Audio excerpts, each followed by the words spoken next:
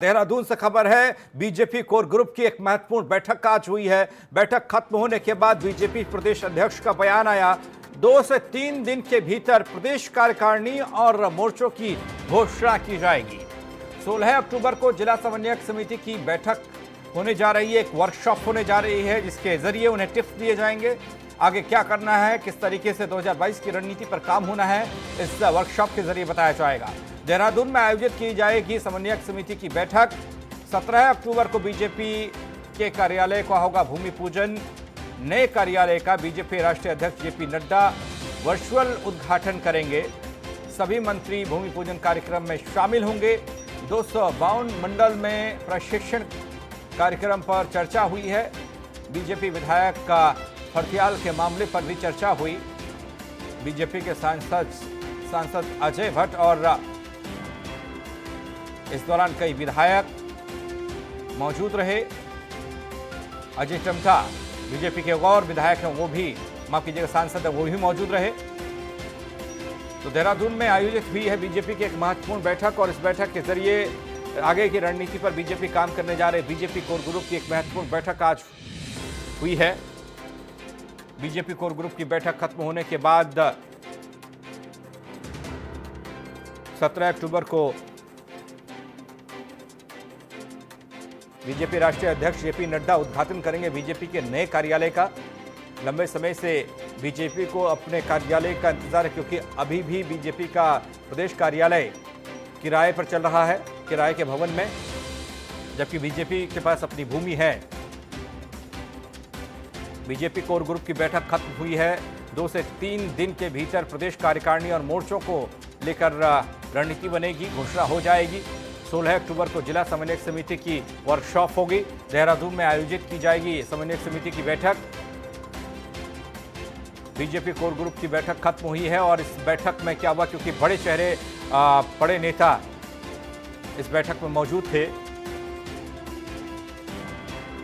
2 से 3 दिन के भीतर प्रदेश कार्यकारिणी और मोर्चों पर फैसला होगा। 16 अक्टूबर को जिला समन्वयक समिति की वर्कशॉप होगी। देहरादून में आयोजित की जाएगी समन्वयक समिति की बैठक।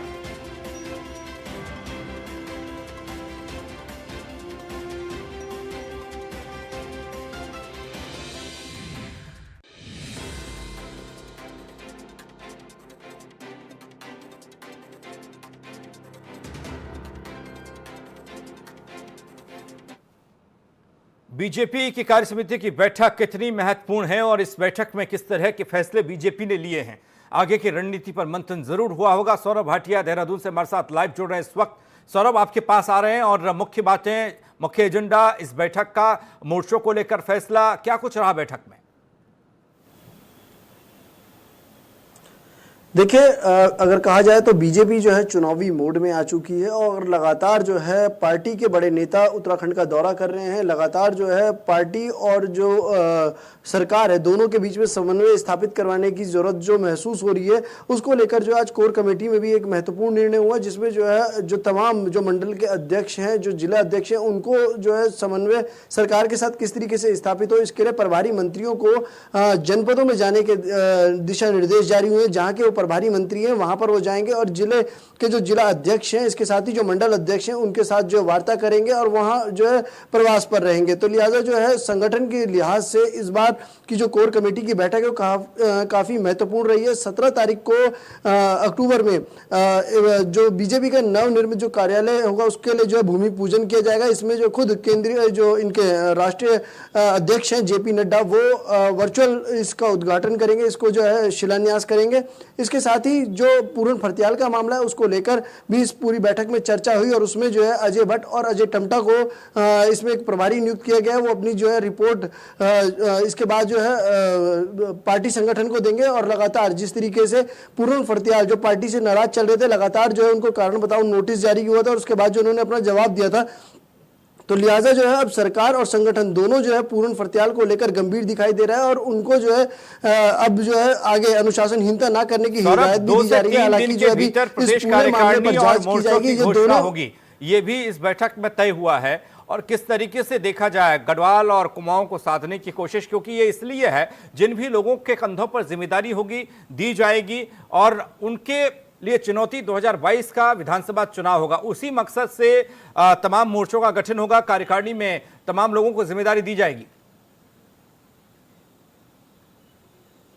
बिल्कुल, देखिए, क्योंकि भाजपा प्रदेश अध्यक्ष की नियुक्ति के बाद से ही जो है मोर्चों के जो गठन की बात की जा रही थी, जिसको लेकर जो है खुद पार्टी के जो बड़े नेता हैं वो पूरे राज्य भर का भ्रमण कर रहे हैं और वो देख रहे हैं कि आखिरकार किस व्यक्ति ने जो है पार्टी के हित में जो काम किया, लगातार जो है सक्रिय रहा है, उसको उसकी सक्रियता को देखते हुए मोर्चों का गठन होगा। जिला अध्यक्षों से जो है रिपोर्ट मंगाई, उसके बाद जो है तमाम मोर्चों का गठन भी हो सकेगा। लगातार पार्टी प्रदेश अध्यक्ष के साथ ही जो महामंत्री हैं वो भी समन्वय स्थापित कर रहे हैं जनपदों में भी और जो विधायकों के साथ भी, कि आखिरकार जो व्यक्ति बहुत ज्यादा एक्टिव होगा उसको जो है 2022 जो चुनाव होने जा रहा है उसके लिहाज से जो उनको जिम्मेवारी दी जाएगी, उनके जो है अपने बूथ को मजबूत करना है, उनको अपने संगठन को मजबूत करना है, जिससे जो 2022 चुनाव के नजदीक आते ही उनको ज्यादा मेहनत ना करनी पड़े। अभी से जो है मेहनत की जाएगी तो उनको जो है आगामी चुनाव में उसका लाभ मिलेगा। इस लिहाज से जो है बैठकों का दौर भी अब शुरू हुआ है। जी, 17 अक्टूबर को बीजेपी के नए कार्यालय का उद्घाटन वर्चुअल तरीके से बीजेपी के राष्ट्रीय अध्यक्ष